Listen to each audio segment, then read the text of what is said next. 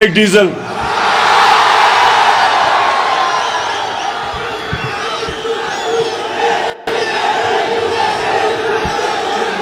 बस बस बस। अच्छा, एडवर्ड्स कॉलेज और नौजवान फैकल्टी टीचर्स, देखिए आपने अब बड़े आराम से और इत्मीनान से मेरी बात सुननी है और उसके बाद हम इंशाल्लाह नारे भी लगाएंगे, मेलू को भी याद करेंगे और डीजल को भी। अच्छा देखिए, नंबर वन चीज, सब प्लीज सुने सुने सुने। नंबर वन, जो मुल्क की यूनिवर्सिटीज और कॉलेजेस होते हैं, ये गौर से सुननी है मेरी बात आपने। जो मुल्क की पॉलिटिकल लीडरशिप वो हमेशा उस मुल्क की प्रीमियर इंस्टीट्यूशंस में बनी जाती है। ऑक्सफोर्ड और कैम्ब्रिज सदियों तक इंग्लैंड की पॉलिटिकल लीडरशिप, हर किस्म की लीडरशिप दो यूनिवर्सिटी से निकलती थी, ऑक्सफोर्ड और कैम्ब्रिज से। जितनी बेहतर तालीम उतने बेहतर लीडर। सो मैं आज आपको लीडरशिप के ऊपर बात करने आया हूं। सबसे पहले लीडरशिप आपको याद रखना होगा, अभी नहीं, कि जो दुनिया की तारीख का सबसे बड़ा लीडर ना कभी आया है ना आ सकता उससे ज्यादा, वो हमारे नबी सल्लल्लाहु अलैहि वसल्लम थे। कभी भी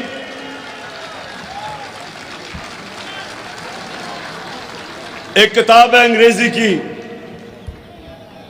100 ग्रेटेस्ट मैन। जो किताब है 100 ग्रेटेस्ट मैन, एक पता नहीं हार्ट उसका नाम है, उसने किताब लिखी हुई है। उसमें नंबर 1 जो दुनिया की तारीख का वो कहता है सबसे ग्रेट आदमी, वो हमारे नबी सल्लल्लाहु अलैहि वसल्लम थे। और वो क्यों थे? अब मैं देखिए आप फ्यूचर लीडर्स हैं, और मैं आपको बेसिक लीडरशिप की क्वालिटीज देना चाहता हूं। और आपने अभी नारे नहीं मारने, क्योंकि ये तो जलसा हो गया। मैं तो सोचा था कि मैं आपको तरबियत करके जाऊंगा यहां से। सॉरी। सो देखें, सुने जो हमारे नबी सल्लल्लाहु अलैहि वसल्लम ने पहली चीज मदीना के अंदर की, वो थी रूल ऑफ लॉ, कानून की बालादस्ती, इंसाफ, अदल। ये बुनियाद रखी थी उस माशरे की जिसने चंद ही सालों के अंदर दो सुपर पावर्स को, रोमन एम्पायर और पर्शियन एम्पायर को गिरा के कई 100 साल तक मुसलमान दुनिया की सुपर पावर रहे और उन्होंने दुनिया की इमामत की। तो उसकी जो बुनियाद रखी गई थी वो रूल ऑफ लॉ पे थी। और रूल ऑफ लॉ मैं आपको समझा दूं वो क्या होता है। रूल ऑफ लॉ होता है जो इंसान के माशरे को और जानवरों के माशरे को फर्क करता है। जानवरों के माशरे में रूल ऑफ लॉ नहीं होता। माइट इज राइट, जिसकी ताकत वो कानून के ऊपर, और कमजोर के लिए कोई प्रोटेक्शन नहीं होती। जानवरों के माशरे में, इंसानों के माशरे में हमेशा कानून के नीचे सब होते हैं, कोई कानून से ऊपर नहीं होता। तो जब एक कुरैश की लड़की ने चोरी की और वो लोग आ गए हमारे नबी सल्लल्लाहु अलैहि वसल्लम को कहते हैं कि वो कुरैश की लड़की है, इसको सजा ना दें। तो उन्होंने कहा कि अगर मेरी बेटी भी चोरी करती तो उसको भी मैं सजा देता, कोई कानून के ऊपर नहीं। और फिर एडवर्ड्स कॉलेज, फिर सेकंड चीज ये याद रखें कि difference between a civilised society and a barbaric society is one, जिसको हमारे नबी सल्लल्लाहु अलैहि वसल्लम ने कहा कि तुम्हारे से पहले बड़ी कौमें तबाह हुई। जब एक कमजोर चोरी करता था तो वो जेल में, लेकिन जब ताकतवर चोरी करता था तो उसको पकड़ा नहीं जाता था, उसको एनआरओ मिल जाता था। 1500 साल पहले उन्होंने कह दिया, अभी अभी अभी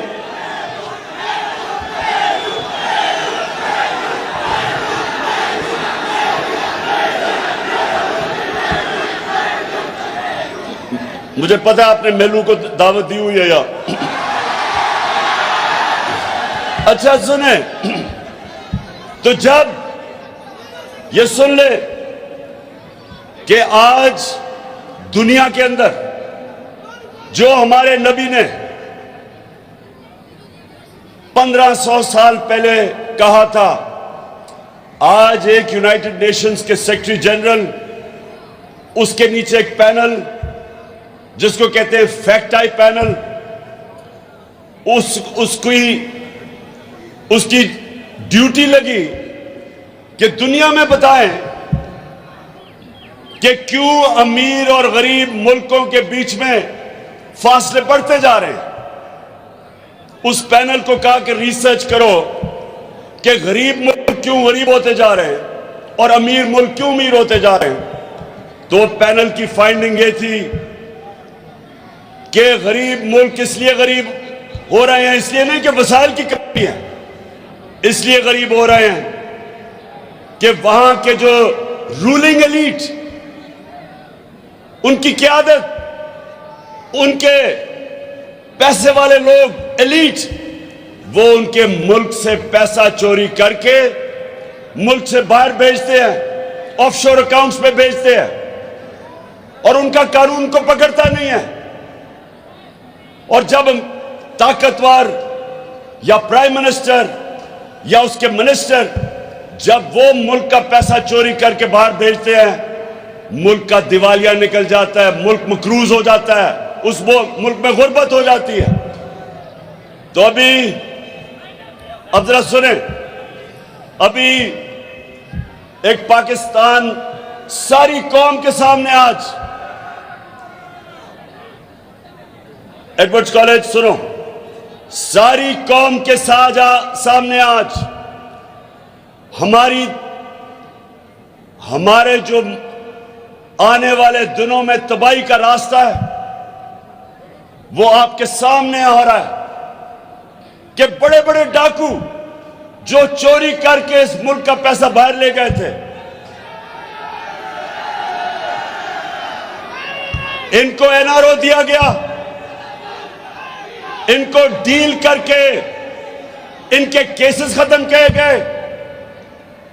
मेफेयर की अपार्टमेंट्स जो पैनामा पेपर्स के अंदर पकड़ी गई थी, अरबों रुपए की, लंदन के सबसे महंगे इलाके में जो 4 अपार्टमेंट्स, जिसके ऊपर जब मरियम से पूछा गया तो उसने कहा मेरे पास लंदन तो छोड़े पाकिस्तान में कोई प्रॉपर्टी नहीं है। और जब पैनामा में अपार्टमेंट्स पकड़ी गई तो उसका भाई हुसैन कहता अल्हम्दुलिल्लाह ये हमारी अपार्टमेंट्स और मरियम इसकी मालिका है। आज हमारे पाकिस्तान में अदालत में उसको बरी कर दिया। अब आज हम सारे सवाल पूछ रहे हैं,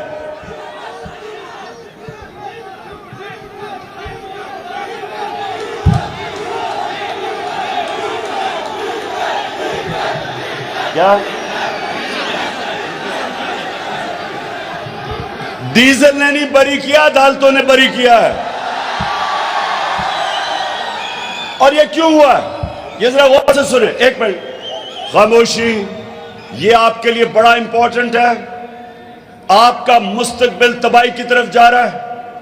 अगर ये इसी तरह सारे बड़े बड़े डाकुओं के करप्शन के केसेस अरबों रुपए के माफ होते रहे तो आपका मुस्तकबिल है। कोई मुस्तकबिल नहीं है इस मुल्क में।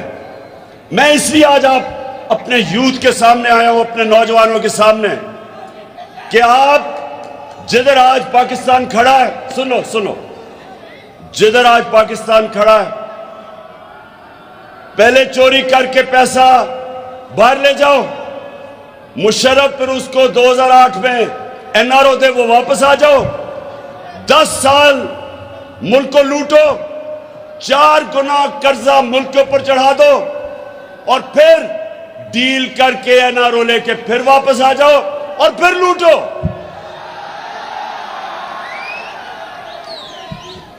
किसी भी मुल्क में जब यह होता है, कोई मुस्तकबिल नहीं है उस मुल्क का, क्योंकि मुल्क मकरूज हो जाता है। ये लोग इनके बच्चे अरबोपति बन जाते हैं। अब इन्होंने जो एनआरओ लिया, ये सुने एडवर्ड्स कॉलेज, 1100 अरब रुपया, 1100 अरब रुपया जो इस कौम का चोरी हुआ था, वो माफ हो रहा है, वो सब माफ हो रहा है। चंद सौ लोगों की जेब में, चंद सौ लोगों की जेब में 1100 अरब रुपया चोरी का जाएगा और कौम आज पाकिस्तान की बदतरीन महंगाई में डूब रही है।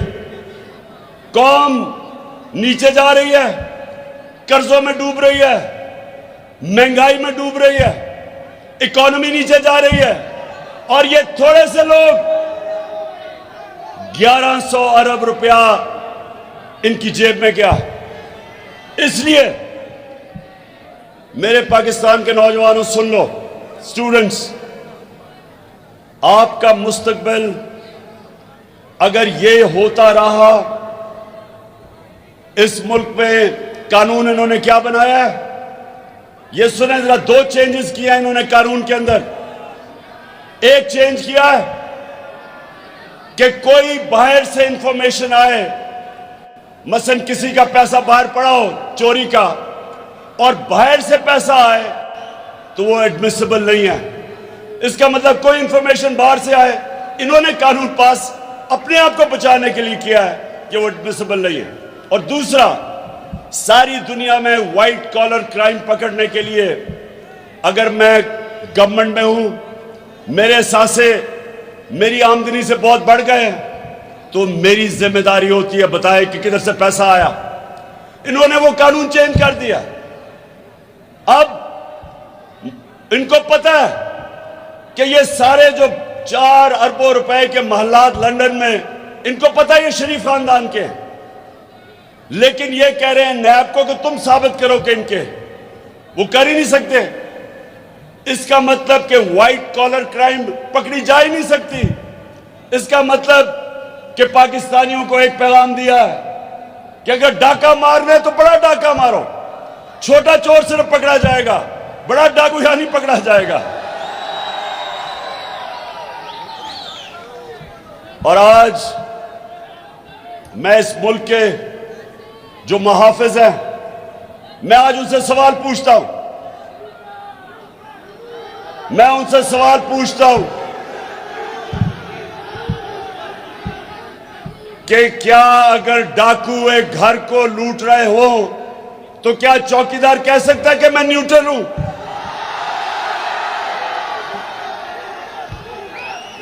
घर वाले क्या कहेंगे कि मेरा घर लूटा जा रहा है, लेकिन चौकीदार कहता है मैं न्यूट्रल हूं। पाकिस्तान लूटा जा रहा है इस वक्त, हमारा मुल्क तबाही की तरफ जा रहा है, और जनाब वहां से कहते हैं जी हम तो न्यूट्रल हैं। मैं इनसे ये पूछता हूं कि अभी जो प्राइम मिनिस्टर ऑफिस के जो ऑडियो लीक्स हुई हैं, ये गौर से सुने, इसमें खैर एक दो तीन चीजें सामने आ गई।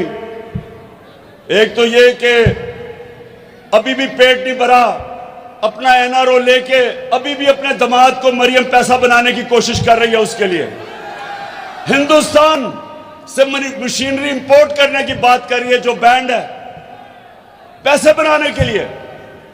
और फिर शहबाज शरीफ कह रहा है कि फिक्र ना करो, अभी ये मुजरिम सागदार आएगा, पैसे बन जाएंगे। ये लीक्स में है।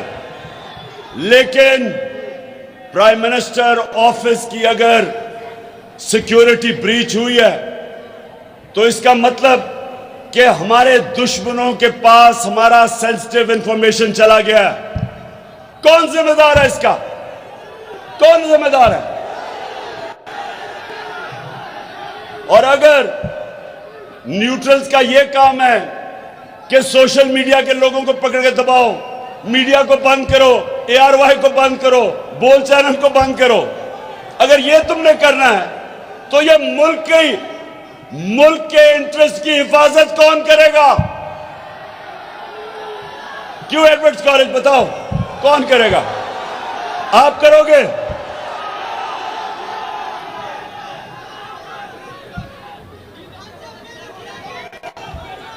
तो एडवर्ड्स कॉलेज, मैं ये चाहता हूं, ये अपने ज़हन में डाल लो, जब भी कोई कहे ना कि मैं सियासी नहीं हूं, जब भी वो कोई कहे कि मैं गैर सियासी हूं, तो ये समझ रहा हो कि उसमें और जानवर में कोई फर्क नहीं है।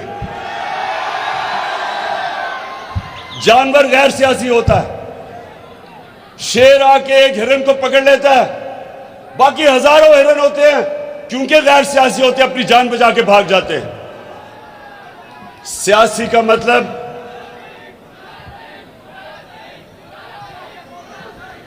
एरिस्टोटल ने 2500 साल पहले, एडवर्ड्स कॉलेज सुनो, बहुत बड़ा स्कॉलर था ग्रीक, एरिस्टोटल। 2500 साल पहले वो कहता है कि अगर माशरे में जुल्म और नाइंसाफी हो तो सब उसके खिलाफ खड़े होंगे, उसके खिलाफ जिहाद करेंगे और पॉलिटिकल होंगे, मुकाबला करेंगे जुल्म और नाइंसाफी का। उसके बाद हमारे अल्लाह ने कुरान में हमारे लिए जिहाद फर्ज की। जिहाद क्या है? जुल्म का मुकाबला करना, नाइंसाफी का मुकाबला करना। जो माशरा जुल्म और नाइंसाफी के खिलाफ नहीं खड़ा होता, उस माशरे में और भेड़ बकरियों में कोई फर्क नहीं होता। हुक्म है ऊपर वाले का कि इस तरह की जब नाइंसाफी हो तो सब शहरी उसके सामने खड़े हो, और जब आप जुल्म का मुकाबला करते हैं, जुल्म खत्म हो जाता है। जब जुल्म के सामने सर झुकाते हैं, माशरा तबाह हो जाता है।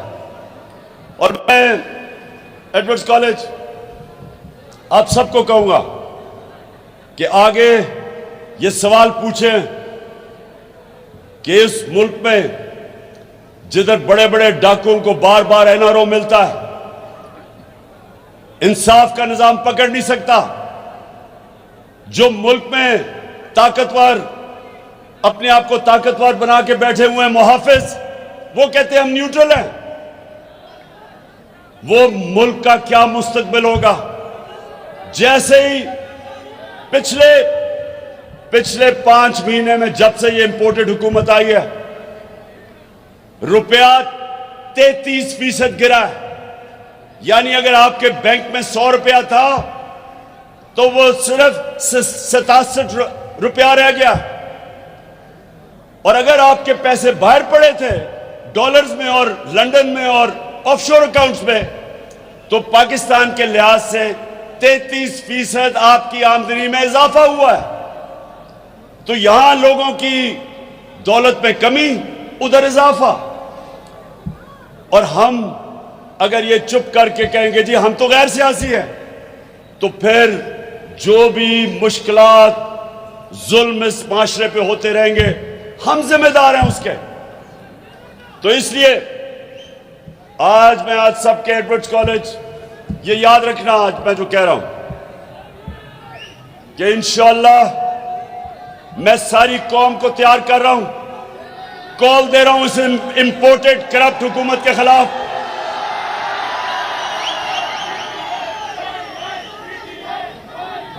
मुझे अगर अकेले भी निकलना पड़े मैं इनके खिलाफ निकलूंगा। ना बस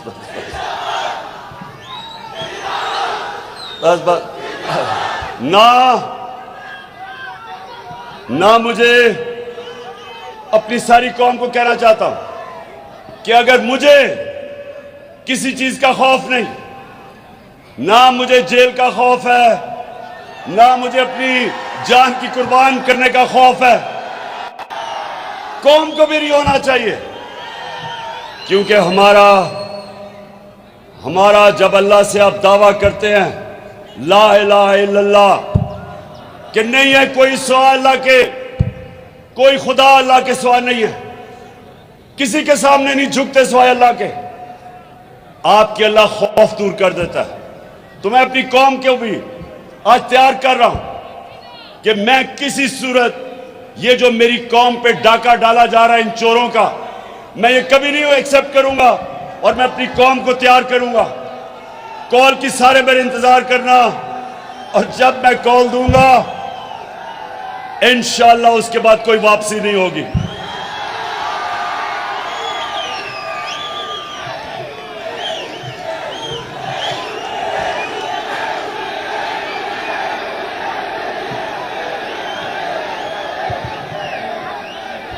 अच्छा, आखिर में एडवर्ड्स कॉलेज, मैं चाहता हूं कि आप मेलू को भी दावत दें और डीजल को भी।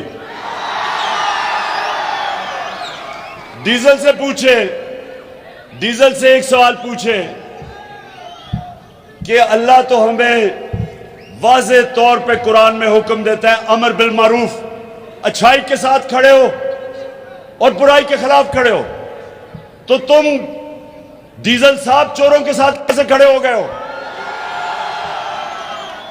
और मेलू से पूछो कि मेलू तुम्हारा तो जो बड़े थे वो बादशाह खान था, एक बड़ा लीडर था, तुम ये किधर जाके एक मुजरिम, एक सजा याफ्ता नवाज शरीफ के चेले बन गए हो? पूछे उसे। और एडवर्ड्स कॉलेज, मैं आप सबको आखिर ये कहता हूं, आपने बनना है फ्यूचर लीडर्स, और आपने हमेशा इंसाफ के साथ खड़ा होना है, जुल्म का मुकाबला करना है, हमेशा आपने अच्छाई के साथ, अमर बिल मारूफ, अच्छाई के साथ खड़ा होना है और बुराई के खिलाफ जहाद करनी है। पाकिस्तान जिंदाबाद।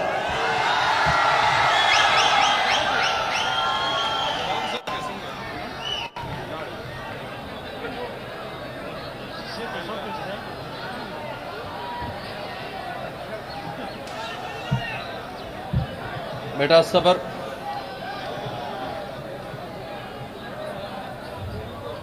हेलो बेटा, ये छत इसकी तरफ बिल्कुल नहीं जाना, ये बहुत कच्ची है, काइंडली इस तरफ आप ना आए। सब्र और तहम्मुल के साथ